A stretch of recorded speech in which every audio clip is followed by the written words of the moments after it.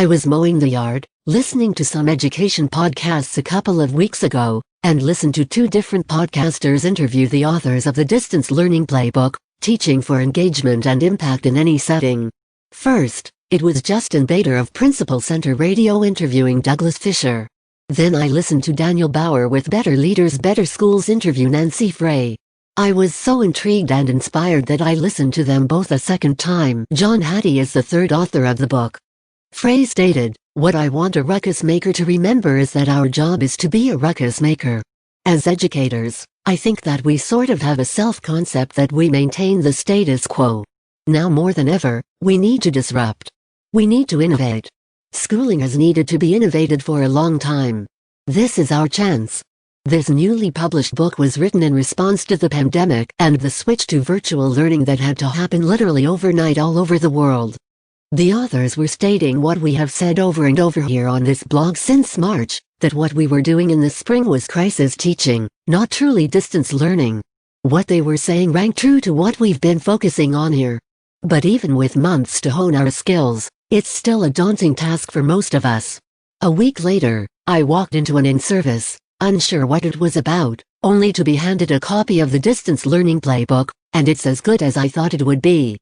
Dr. Charles Newman, Assistant Superintendent of Educational Services at Paris Union High School District in California, describes the goals and purposes of this book quite well. "We are in a place in history where we desperately need answers to questions that will determine the future of our nation's most precious possession, our children." The Distance Learning Playbook is an incredible resource with a wealth of practical support for teachers and administrators, and it will fill a huge information gap that many schools are experiencing in educating students in a virtual setting. Very practical, easy-to-use samples about how to start and end a class, the social-emotional support needed, and setting up norms to develop a safe culture for students to learn at high levels. This is a must-have for educators at all levels, district leaders, principals, coaches and teachers in the 21st century and beyond. This resource is ideal for schools that are looking for answers to a whole-child approach to virtual education. This book is so incredible and timely that I am sharing it with anyone who will listen.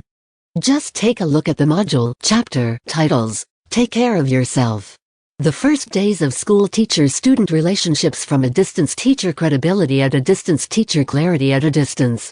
Engaging tasks, planning instructional units for distance learning, feedback, assessment, and grading learning, distance or otherwise, written as a playbook. It is easy to follow and very user-friendly.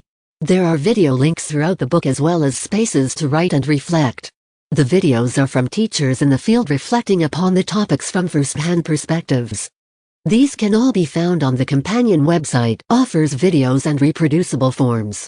After walking readers through steps of self-care and reflections, they help with very practical ways to start virtual learning with your students. Even though most of us are already in the throes of virtual learning this school year, many of the tips they provide can still be implemented. They give practical ways to take the norms we have been using in our traditional classrooms and rethink them in appropriate ways for a virtual setting. Successful teachers understand that relationships are the key to success, but most of us have been struggling with how to build those relationships when we are not face-to-face. Again, they provide some very helpful tips and suggestions to pull this off. The book gets into more of the nuts and bolts of how to successfully transition to and sustain virtual learning. This book definitely makes virtual learning less intimidating and much more doable.